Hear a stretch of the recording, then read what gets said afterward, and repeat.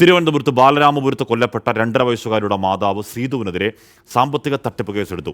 നെയ്യാറ്റിൻകര സ്വദേശികളായ 2 പേരുടെ പരാതിയിലാണ് കേസ്. ജോലി വാഗ്ദാനം ചെയ്ത് പണം തട്ടിയെന്നാണ് എഫ്ഐആർ. MG പ്രതീഷാണ് വാർത്തയുടെ വിവരങ്ങൾ വച്ചിരുന്നത്. പ്രതീഷ്, ഇവരുടെ സാമ്പത്തിക ഇടപാടുകളെ കുറിച്ച് വ്യാപകമായ പരാതിയും വ്യാപകമായ ദുരൂഹതകളും നാട്ടുകാർ സംശയിക്കുന്നുണ്ടായിരുന്നു. 1/2 കോടിയോളം രൂപ ചെറിയ കാലയളവിലുള്ള കടത്തെക്കുറിച്ചൊക്കെ. ആ കടം എങ്ങനെ ഉണ്ടായെന്ന് പോലീസ് പരിശോധിക്കുകയാണ്. സമാനമായ രീതിയിൽ സാമ്പത്തിക തട്ടിപ്പിന്റെ കൂടുതൽ പരാതിയുള്ളവരുണ്ടോ പ്രതീഷ്?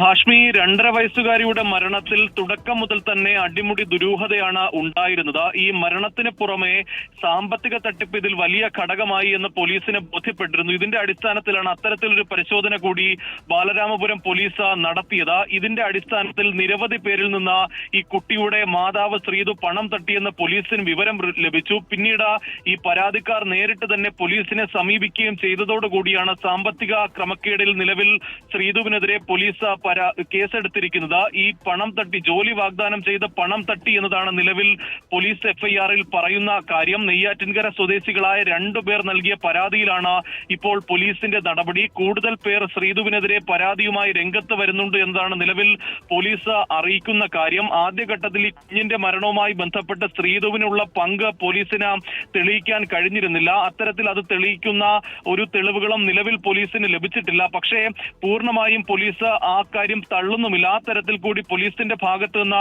അന്വേഷണം നടക്കുന്നുണ്ട്. കാരണം ഈ 2.5 വയസ്സുകാരി മരണപ്പെടുന്നതിന്റെ തലേ ദിവസത്തിൽ അടക്കം നിരവധി കടക്കാർ, അതായത് പണം നൽകാനുള്ളവർ ഈ വീട്ടിലെത്തുകയും പണത്തിനായി സമീപിക്കുകയും ചെയ്തിരുന്നു. ഇതിന് പിന്നാലെയാണ് ഈ കുട്ടിയുടെ മരണം ഉൾപ്പെടെ സംഭവിച്ചിരിക്കുന്നത്. ഇതുമായി ബന്ധപ്പെട്ട ഏതെങ്കിലും തരത്തിൽ ശ്രീധുവിന് മരണത്തിൽ പങ്കുണ്ടോ എന്ന് പോലീസ് ഇപ്പോഴും വിശദമായി തന്നെ പരിശോധിക്കുന്നുണ്ട്. അതിന്റെ കൂടി അടിസ്ഥാനത്തിലാണ് സാമ്പത്തിക തിരിമറിയും പോലീസ് പരിശോധിച്ചത്. ഈ സാമ്പത്തിക ക്രമക്കേടും അതുമായി ബന്ധപ്പെട്ടുള്ള ഇടപാടുകളും മരണത്തിലേക്ക് നയിച്ചോ എന്നുകൂടി പോലീസ് പരിശോധിക്കുന്നുണ്ട്. അതിന്റെ ഭാഗമായാണ് കഴിഞ്ഞ ദിവസങ്ങളിൽ ഈ ജോൾസിനെ അടക്കം ഈ പോലീസ് വിളിച്ചു വരുത്തി ചോദ്യം ചെയ്തത്. കാരണം ഈ പലർക്കായി ശ്രീധു പണം നൽകിയെന്ന്, ഈ ജോൾസിന് ഉൾപ്പെടെ പണം നൽകിയെന്ന് ശ്രീധു പോലീസിന് മൊഴി നൽകിയിരുന്നു. പക്ഷേ അതിന്റെ സ്രോതസ് എന്താണ് എന്ന് പോലീസ് പ്രധാനമായും ഈ ചോദ്യം ചെയ്യലിലടക്കം ചോദിച്ചിരുന്നു. കാരണം ഇത്രത്തോളം 1/2 കോടിയോളം രൂപ ഈ ശ്രീധുവിന് എവിടെ നിന്ന് ലഭിച്ചു എന്നതാണ് പോലീസിനെ തന്നെ ഒരു അത്ഭുതപ്പെടുത്തിയ കാര്യം. പക്ഷേ ഇത്തരത്തിൽ ഈ ജോലി വാഗ്ദാനം ചെയ്തായിരുന്നു ശ്രീധു